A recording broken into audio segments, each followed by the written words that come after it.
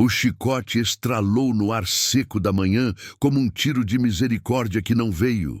Zefa Moça tentou se erguer do chão, onde as pedras cortavam seus joelhos em carne viva, mas o couro trançado desceu novamente, rasgando as costas já em frangalhos. O capataz Juvenal Branco sorria com os dentes podres, suor escorrendo pela testa larga, enquanto erguia o braço mais uma vez. Aprendeu a lavar direito, sua desgraçada. A voz rouca ecoou pelo terreiro da fazenda, onde galinhas bicavam grãos misturados ao sangue que pingava da mulher. Ou quer mais umas para fixar na memória? Zefa não respondeu. Não podia. A consciência fugia dela como água entre os dedos. E o último pensamento antes da escuridão foi a lembrança do filho pequeno esperando em casa. O chicote desceu mais 3 vezes no corpo inerte, até que Juvenal se cansou de bater em carne que não gemia. Do alto da serra, 2 olhos pequenos e frios observavam tudo através de um binóculo de latão. Virgulino Ferreira da Silva baixou lentamente o instrumento, passou a língua nos lábios ressecados e sussurrou para o vento que carregava o cheiro de sangue. Esse desgraçado não sabe ainda, mas acabou de assinar a própria sentença de morte. Lampião guardou o binóculo no alforge e fez sinal para os homens. Era hora de descer da serra e ensinar ao capataz Juvenal o verdadeiro significado da palavra justiça. Uma lição que seria dada chicoteada por chicoteada, grito por grito, na frente dos olhos arregalados de quem mais amasse neste mundo cruel. A notícia correu pelo sertão como fogo em capim seco. Zefa Moça estava entre a vida e a morte na casa da parteira, as costas abertas como sulcos de arado, respirando aos arrancos enquanto as comadres sussurravam orações. Mas havia outras palavras correndo de boca em boca, mais baixinho, com medo. Lampião tinha visto tudo. Juvenal Branco dormia pesado naquela noite, bêbado de cachaça e satisfeito com o trabalho do dia. Não escutou os passos descalços que se aproximaram da sua casa de taipa, nem o ranger suave da porta que se abriu sem fazer ruído. Só acordou quando sentiu o cano frio da Winchester encostada na sua têmpora. Acorda, covarde. A voz de Lampião era baixa como o sussurro da morte. Chegou tua hora de aprender. O capataz abriu os olhos e viu o rosto magro, os bigodes finos e os olhos pequenos que brilhavam na penumbra do quarto. Quis gritar, mas uma mão calejada tampou sua boca antes que o som saísse. Nada de barulho, Juvenal. Não queremos acordar tua mulher e teus filhos. Ainda. Lampião sorriu, mas não havia alegria naquele sorriso. Eles vão precisar estar bem acordados para o que vai acontecer agora. Do lado de fora, os homens de Lampião já tinham cercado a casa. Corisco segurava o chicote que tinham tirado das mãos de Juvenal mais cedo. O mesmo chicote que havia aberto as costas de Zefa Moça. O mesmo que agora penderia o sangue de quem o empunhara. Maria Bonita acendeu o candeeiro no terreiro da casa do capataz, enquanto Volta Seca arrastava Juvenal pelos cabelos até o centro do círculo que se formou. A mulher de Juvenal, Josefa, apertava os 2 filhos pequenos contra o peito, os olhos arregalados de terror ao ver o rei do cangaço parado ali como uma sombra que ganhou corpo. Escuta bem, Juvenal Branco! Lampião caminhou devagar ao redor do homem amarrado. Tu chicoteou Zefa Moça até ela desmaiar. Contei quantas vezes o couro desceu nas costas daquela infeliz. Foram 27 chicotadas. 27 vezes que tu levantou o braço contra uma mulher indefesa. O capataz tremia como vara verde no vento, suor misturado com lágrimas descendo pelo rosto barbado. Seu Lampião, ela tinha sujado as roupas da sinhá. Era só para ensinar. O tapa veio seco, estalando no rosto de Juvenal como galho quebrando. Cala a boca quando o homem tá falando. Maria Bonita cuspiu no chão. Agora tu vai aprender como é que se sente quando o couro come na carne. Lampião pegou o chicote das mãos de Corisco, testou o peso, sentiu a textura do couro trançado entre os dedos. Era um bom chicote, bem cuidado. Juvenal sempre fora caprichoso com suas ferramentas de tortura. Tua família vai assistir tudo, Juvenal, do primeiro até o último talho, assim como Zefa tinha as crianças olhando quando tu bateu nela. Os olhos de Lampião brilharam à luz da lamparina. Justiça, meu amigo, nada mais que justiça. O primeiro golpe cortou o ar com o mesmo silvo mortal que Juvenal conhecia bem. O couro trançado encontrou as costas nuas do capataz com um estalo seco, abrindo uma linha vermelha que começou a pingar no chão de terra batida. Juvenal gritou, um som agudo que ecoou pela caatinga e fez os urubus levantarem voo. Lampião contou com a voz calma, como quem recita uma oração. Faltam 26. Josefa tampou os ouvidos dos filhos, mas não conseguiu tapar os próprios olhos. Via o marido se contorcendo nas cordas, o sangue escorrendo pelas costas que ela tantas vezes tinha acariciado na intimidade do quarto. Os meninos choravam baixinho, sem entender por que o pai gritava tanto. O segundo golpe veio mais forte, rasgando a carne já aberta. Juvenal cuspia sangue, as pernas bambas mal conseguindo sustentá-lo. Para!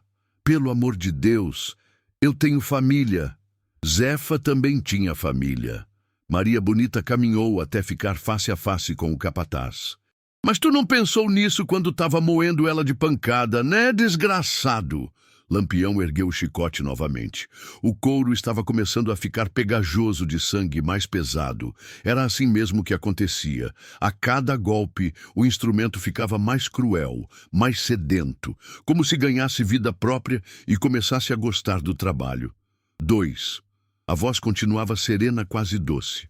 Tu tá aprendendo, Juvenal. Tá sentindo na pele o que aquela pobre mulher sentiu. No 10º golpe, Juvenal não gritava mais.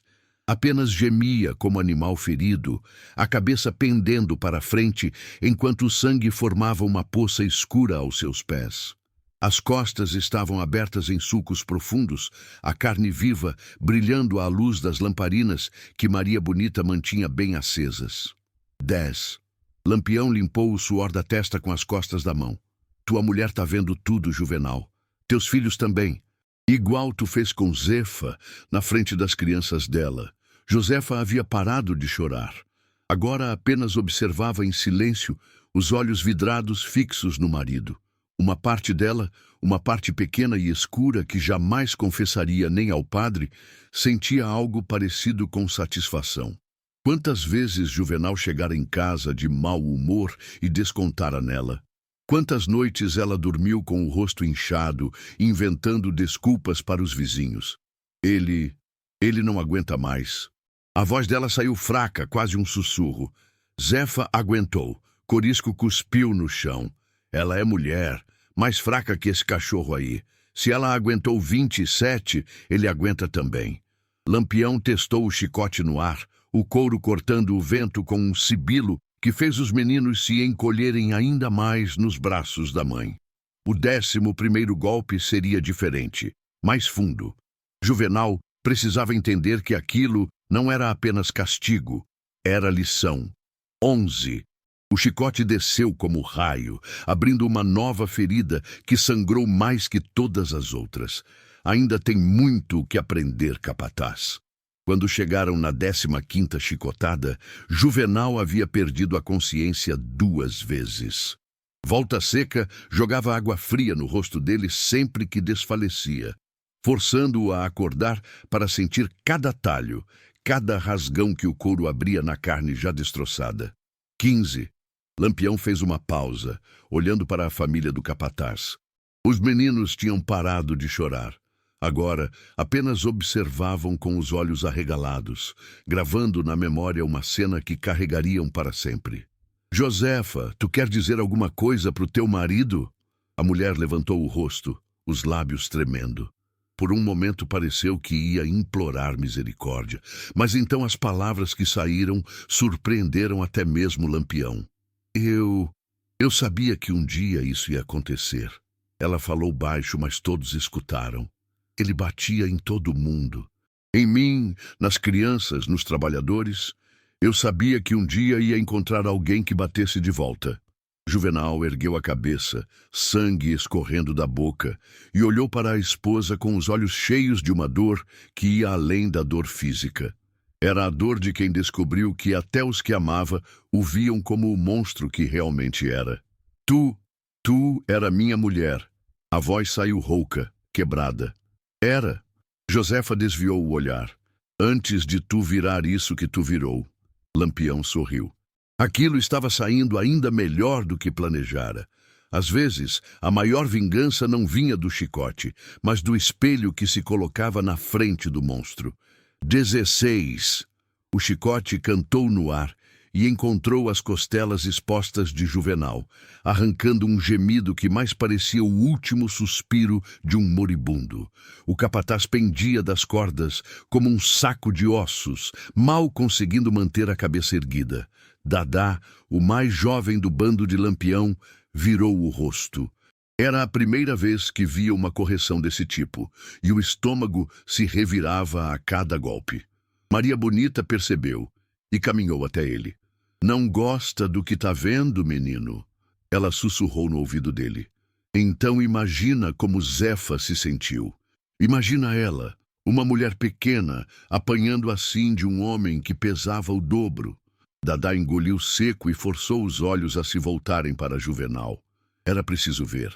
Era preciso entender que no cangaço não havia lugar para a fraqueza, nem para a pena de quem não merecia.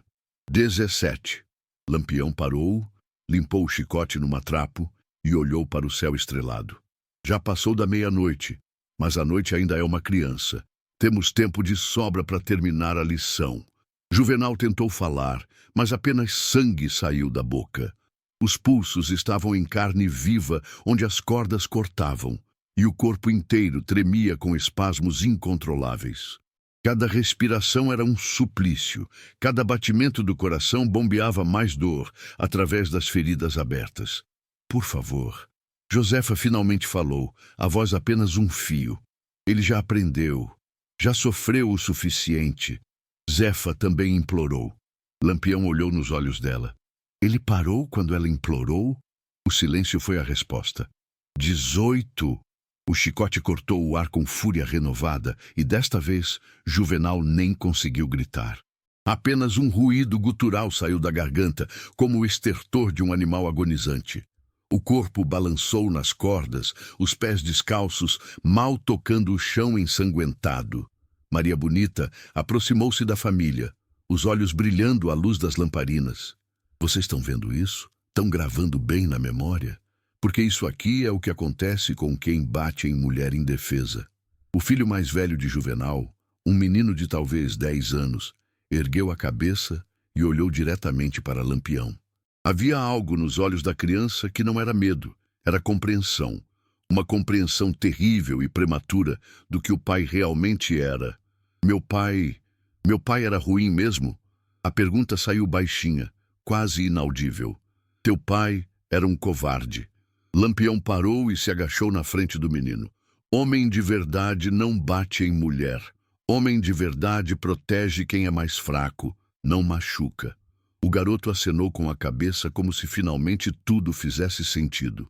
As noites em que a mãe chorava escondida, os trabalhadores que falavam mal do pai pelas costas, o medo nos olhos de todo mundo quando Juvenal chegava. Ele merece isso? O menino perguntou. Lampião olhou para Juvenal, pendurado como um boneco de pano ensanguentado, depois voltou os olhos para a criança. Justiça não é sobre merecer, menino, é sobre equilibrar a balança. 19. O penúltimo golpe desceu com uma precisão cruel, abrindo um talho que começou na nuca e desceu até a cintura. Juvenal nem se mexeu. O corpo havia desistido de reagir à dor, resignado ao sofrimento como um condenado que aceita seu destino. Lampião caminhou ao redor do capataz, observando a obra quase completa. As costas estavam irreconhecíveis, uma massa de carne viva e sangue coagulado que gotejava lentamente no chão. Mas o homem ainda respirava. Ainda tinha consciência suficiente para sentir cada segundo daquela agonia. Falta só uma, Juvenal. Lampião sussurrou no ouvido dele. A última chicotada. A mesma que fez Zefa desmaiar. Tu quer saber uma coisa? Ela não acordou igual tu. Quando eu saí de lá, os médicos ainda não sabiam se ela ia viver. Os olhos de Juvenal se encheram de lágrimas misturadas com sangue. Pela primeira vez, ele parecia entender realmente o que tinha feito. Não apenas o ato físico de bater, mas a destruição de uma vida, de uma família, de uma alma. Eu não queria... Ela ia morrer. A voz saiu como um sopro. Agora tu se importa. Maria Bonita riu, mas era uma risada sem humor. Na hora de bater, tu não pensou nisso. Josefa havia fechado os olhos.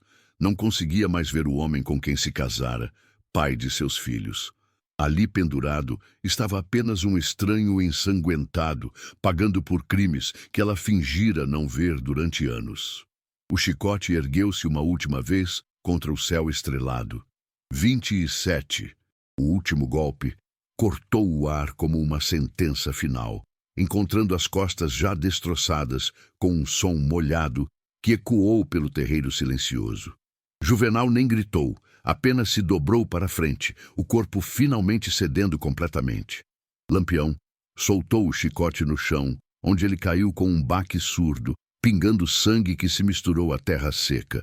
O silêncio que se seguiu era pesado como uma lápide, quebrado apenas pela respiração laboriosa do capataz e pelo choro baixinho de um dos meninos. Acabou! Lampião limpou as mãos num pano que Maria Bonita lhe ofereceu. 27 chicotadas, igual o que tu deu em Zefa Moça. Agora tu sabe como ela se sentiu. Juvenal pendia das cordas como um Cristo ensanguentado, mais morto que vivo, o peito subindo e descendo num ritmo irregular. Volta Seca se aproximou para cortar as cordas, mas Lampião fez um gesto para que parasse. Deixa ele aí. Os olhos pequenos brilhavam na escuridão. Deixa ele pensar um pouco no que fez, no que ele é. Josefa finalmente teve coragem de olhar para o marido. O que via não era mais o homem que conhecera, mas um destroço humano que pagava por anos de crueldade. Sentia pena, sim, mas era uma pena distante, como a que se sente por um animal ferido na estrada. Ele vai morrer? Ela perguntou sem emoção na voz. Talvez. Lampião enrolou o lenço no pescoço. Igual Zefa pode morrer. A diferença é que ela não mereceu o que recebeu. Ele mereceu cada talho. O sol nascia devagar por trás da serra quando Lampião finalmente deu ordem para cortar as cordas. Juvenal desabou no chão como um saco de farinha, o corpo coberto de sangue seco e terra. Ainda respirava, mas eram respirações curtas, dolorosas, de quem luta contra a morte. Ele vai ficar aleijado? O filho mais velho perguntou, olhando para o pai caído. Provavelmente. Maria Bonita se agachou ao lado do menino. Mas aleijado vivo é melhor que morto, né? Zefa quase morreu. Teu pai só vai carregar umas cicatrizes. Lampião montou no cavalo e fez sinal para o bando se preparar para partir. O trabalho estava feito, a justiça cumprida. Mas antes de esporear o animal, olhou uma última vez para Josefa. Tu tem uma escolha agora, mulher. Pode cuidar dele e continuar vivendo com um homem que tu sabe o que é capaz de fazer. Ou pode pegar teus filhos e começar uma vida nova longe daqui. Josefa olhou para o marido ensanguentado, depois para os filhos, que a observavam com olhos interrogativos. A decisão já estava tomada. Tinha sido tomada, na verdade, durante a primeira chicotada, quando percebeu que não sentia a dor que deveria sentir por ver Juvenal sofrer. Eu sei o que vou fazer, ela disse, a voz firme pela primeira vez na noite. Lampião sorriu e tocou a aba do chapéu num cumprimento silencioso. Algumas mulheres nasciam fracas e morriam fracas.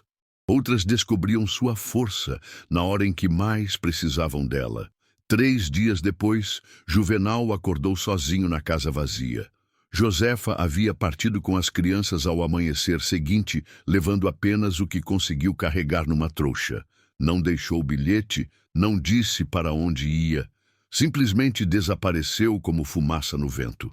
O O capataz tentou se levantar da esteira onde alguém o tinha posto, mas as costas em carne viva protestaram com uma dor que o fez gemer alto. Cada movimento era uma tortura, cada respiração um lembrete do que havia sofrido e do porquê havia sofrido. Conseguiu arrastar-se até a janela e olhar para fora. O terreiro estava vazio. As galinhas ciscavam onde seu sangue havia sido derramado. Não havia mais ninguém na fazenda, nem os trabalhadores, nem o patrão, nem sua família. Todos haviam sumido, deixando-o sozinho com sua dor e suas cicatrizes. Um espelho quebrado pendia da parede do quarto. Juvenal olhou para o próprio reflexo e não reconheceu o homem que via. Os olhos estavam fundos, o rosto magro e amarelado. Mas não eram as marcas físicas que mais o assombravam. Era algo nos próprios olhos, algo que morrera durante aquelas 27 chicotadas. O espelho mostrava um homem destruído, mas também mostrava a verdade. Pela primeira vez na vida, Juvenal se via como realmente era. Não como o capataz temido, não como o marido provedor, não como o pai de família respeitado. Via-se como suas vítimas sempre o haviam visto, um covarde cruel que descontava suas frustrações em quem não podia se defender. Uma semana se passou antes que alguém aparecesse na casa abandonada. Foi Padre Anselmo, o velho religioso que percorria o sertão, levando sacramentos e consolo aos necessitados. Encontrou Juvenal deitado no chão da cozinha, febril e delirando, as feridas começando a infeccionar. Meu Deus! O padre se benzeu ao ver o estado do homem. Juvenal, o que aconteceu com você? Padre! A voz saiu rouca, quase inaudível. Eu fiz coisas ruins, coisas muito ruins. Padre Anselmo limpou as feridas com água e panos limpos, aplicou emplastros de ervas que sabia serem bons para a cicatrização. Mas enquanto cuidava do corpo, percebia que a verdadeira ferida estava na alma daquele homem. Quer me contar o que aconteceu? O padre perguntou com gentileza. Juvenal contou tudo. A surra que dera em Zefa Moça, a chegada de Lampião, as 27 chicotadas, a partida da família. Falou entre lágrimas que custavam a sair, como se até chorar fosse difícil para alguém que esquecera como demonstrar qualquer emoção que não fosse raiva. Lampião fez justiça. Juvenal concluiu. Eu mereci cada golpe. Mereci ficar sozinho. Mereci tudo. O padre escutou em silêncio, as mãos ainda cuidando das feridas infectadas. Já tinha visto muita coisa no sertão, violência, vingança, morte, mas raramente vira um homem tão completamente quebrado em corpo e espírito. E agora? O que pretende fazer agora? Juvenal fechou os olhos. Boa pergunta. Eu quero pedir perdão para Zefa. Juvenal falou baixinho, os olhos fixos no teto de palha. Mas nem sei se ela está viva. Padre Anselmo parou de mexer nas bandagens e olhou para o rosto marcado do capataz. Havia algo diferente ali, uma sinceridade que não existia antes, uma humildade nascida da dor e da solidão. Ela está viva. O padre disse devagar. Está se recuperando na casa da parteira. Ainda não pode trabalhar, as costas estão muito machucadas, mas vai ficar boa. Uma lágrima escorreu pelo rosto de Juvenal. Era estranho chorar. Fazia tantos anos que não chorava que os próprios olhos pareciam ter esquecido como fazer isso. Ela vai me perdoar? Não sei. O padre foi honesto. Perdão não é algo que se ganha, Juvenal. É algo que se recebe como graça. Você pode pedir, mas não pode exigir. Os dias se arrastavam lentos na casa vazia. Juvenal aprendia a caminhar novamente, as costas rígidas e doloridas limitando cada movimento. Aprendia também a cozinhar, a limpar, a cuidar de si mesmo, coisas que sempre considerara trabalho de mulher e que agora descobria serem trabalho de gente. Uma tarde, quando conseguiu chegar até o poço sem desmaiar de dor, viu uma figura conhecida na estrada. Era Zeca do Gado, um dos trabalhadores que fugira quando Lampião apareceu. Juvenal? Zeca parou surpreso. Tu tá vivo? Tô. Juvenal não tinha forças para fingir ser o que não era mais. Tô vivo e arrependido, Zeca. O homem olhou desconfiado. Arrependido? Juvenal branco arrependido? Aquilo tinha que ser pegadinha. Tu quer trabalhar para mim, Zeca? Juvenal perguntou, a voz fraca, mas sincera. Não como empregado, como sócio, meio a meio em tudo que a terra der. Zeca riu, achando que era delírio da febre. Tu tá maluco, Juvenal? Meio a meio? Tu que sempre ficou com quase tudo? Eu sei o que eu era. Juvenal se apoiou no balde do poço, as pernas ainda trêmulas. Sei que fui ruim com vocês, com minha família, com todo mundo, mas quero mudar isso. Quero fazer diferente. O ex-trabalhador observou as cicatrizes que marcavam os braços e o pescoço de Juvenal.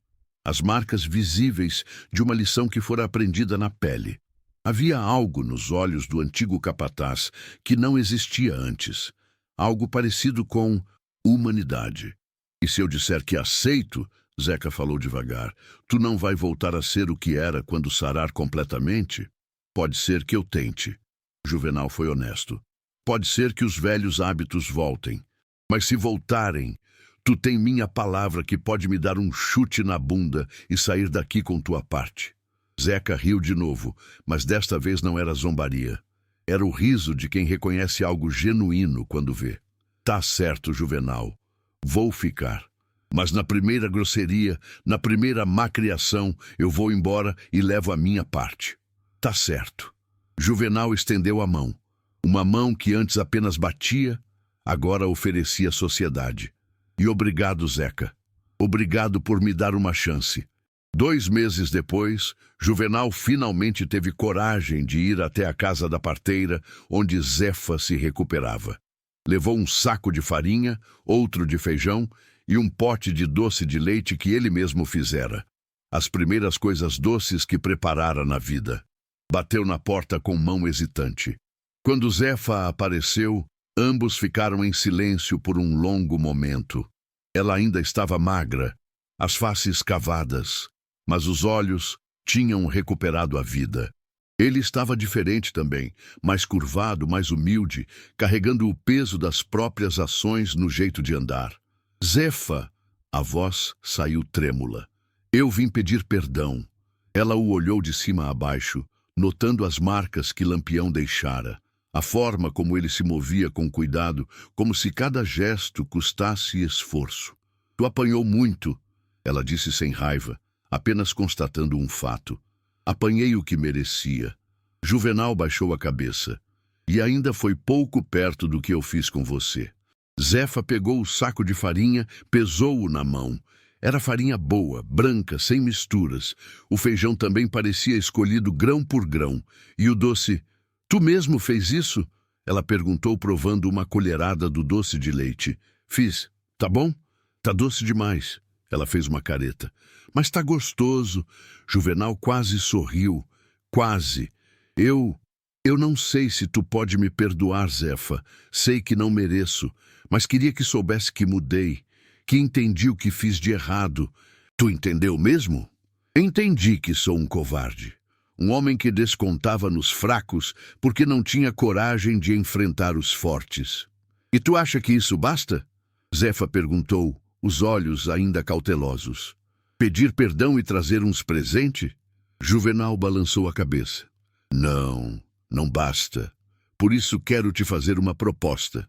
Ele contou sobre a sociedade com Zeca, sobre como estava dividindo tudo meio a meio, sobre os planos de plantar mais variedades, de criar um sistema mais justo para todos que quisessem trabalhar na terra. Quero que tu venha trabalhar também, como sócia igual o Zeca. Tua parte, teu direito, tua voz nas decisões. Zefa riu, mas não era um riso alegre.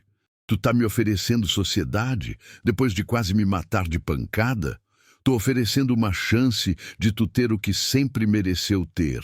Dignidade, respeito, sustento honesto. Juvenal olhou nos olhos dela. E tô oferecendo uma chance de eu provar que posso ser diferente do que sempre fui. E se eu disser não? Então eu vou respeitar. Vou continuar tentando ser melhor. Vou continuar cuidando da minha parte da terra com Zeca. E vou rezar todo dia para que Deus te dê tudo que tu merece. Zefa ficou em silêncio por um longo tempo, olhando para o homem que estivera tão perto de matá-la. Eu aceito, Zefa disse finalmente, mas ergueu a mão quando viu Juvenal começar a sorrir. Mas com condições. A primeira, tu nunca mais encosta a mão em mim, nem em ninguém que trabalhe contigo. A segunda, qualquer problema, qualquer desentendimento, a gente resolve na conversa. A terceira, se eu sentir que tu tá voltando a ser o que era, eu vou embora e levo minha parte. E a quarta condição, ela continuou, a voz mais firme, tu vai comigo na casa de cada pessoa que tu maltratou nesses anos todos e vai pedir perdão para cada uma. Não só pedir, vai oferecer reparação. Juvenal engoliu seco. Eram muitas pessoas. Muitos anos de crueldade para consertar, mas acenou com a cabeça. Aceito tudo, quando a gente começa. Amanhã, Zefa guardou o doce de leite.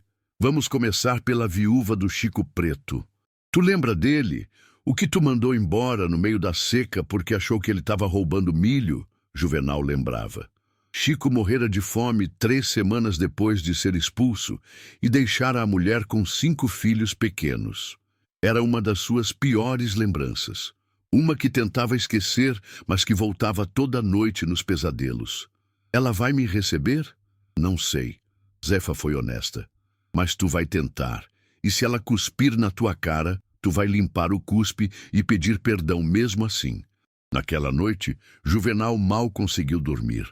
Não pela dor das cicatrizes, que já estavam quase curadas, mas pelo peso do que teria que enfrentar no dia seguinte. E todos os dias que viriam depois. A casa da viúva Matilde ficava na beira do riacho seco, uma tapera de 2 águas com as paredes descascando e o quintal cheio de crianças magras. Quando ela viu Juvenal se aproximando com Zefa, o rosto endureceu como pedra.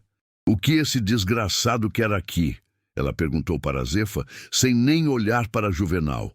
Ele quer falar com você, Matilde, sobre o Chico, sobre meu marido. A voz da mulher saiu cortante. O marido que morreu de fome por causa desse cachorro? Juvenal se adiantou, tirou o chapéu da cabeça. Dona Matilde, eu vim pedir perdão. Vim confessar que cometi um erro terrível com seu Chico. Erro? Ela cuspiu no chão. Tu chama de erro deixar um homem honesto morrer de fome? Chamo de crime. Juvenal falou baixo. E vim pagar por esse crime. Ele estendeu uma bolsa pesada, cheia de moedas. É o que eu consegui juntar. Não vai trazer o Chico de volta, mas pode ajudar você e as crianças. Matilde olhou para a bolsa, depois para o rosto marcado de Juvenal. Havia ouvido falar do que acontecera com ele, da surra que levara de Lampião, de como a própria família o abandonara. Tu acha que dinheiro resolve? Ela perguntou. Não, mas é o que eu tenho para oferecer. Isso e a promessa de que vou ajudar vocês no que precisarem, pelo tempo que for necessário.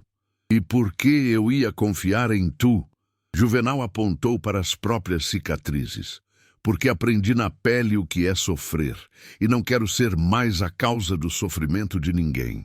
Matilde pegou a bolsa, pesou-a na mão, depois olhou nos olhos de Juvenal por um longo momento. Tá certo, aceito teu dinheiro, mas não por perdão, por necessidade. Meus filhos precisam comer. Entendo. Juvenal colocou o chapéu de volta. E se um dia você conseguir me perdoar, vai ser porque escolheu perdoar, não porque eu mereci. Nos meses que se seguiram, Juvenal cumpriu sua palavra.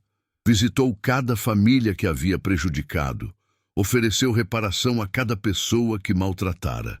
Alguns o receberam com pedradas, outros com perdão. A maioria ficou em algum lugar entre os 2 extremos, desconfiada, mas disposta a dar uma chance. A fazenda prosperou sob o novo sistema. Zeca trouxe outros trabalhadores. Zefa organizou uma cooperativa de mulheres para vender doces e bordados na feira. Juvenal trabalhava de sol a sol. as costas doloridas, lembrando-o todos os dias do homem que fora e do homem que escolhera ser. Uma tarde, quando estava voltando do roçado, encontrou um homem esperando no terreiro. Era pequeno, de bigodes finos, montado num cavalo alazão. Juvenal reconheceu-o imediatamente. Lampião. E aí, capataz? O rei do cangaço sorriu. Como estão as costas? Doendo todo dia. Juvenal respondeu sem medo, mas é uma dor que me ensina. Lampião olhou ao redor. Viu os trabalhadores que pararam para cumprimentar Juvenal com respeito genuíno. Viu Zefa saindo da casa como se fosse dona do lugar. Viu a prosperidade que nascia da justiça. Parece que tu aprendeu mesmo. Lampião desceu do cavalo. E Zefa, como ela tá? Forte. Mais forte que eu jamais fui. Lampião acenou com a cabeça e remontou. Antes de partir, olhou uma última vez para Juvenal. Tu sabe que algumas pessoas nunca mudam, né? Que a maioria continua sendo o que sempre foi? Sei, mas eu tive sorte. Juvenal tocou as cicatrizes nas costas. Tive um professor que ensinou bem a lição. O rei do cangaço riu e esporou o cavalo. Quando desapareceu na poeira da estrada, deixou para trás um homem que havia morrido numa noite de chicotadas e renascido na manhã seguinte, mais fraco no corpo, mas infinitamente mais forte na alma.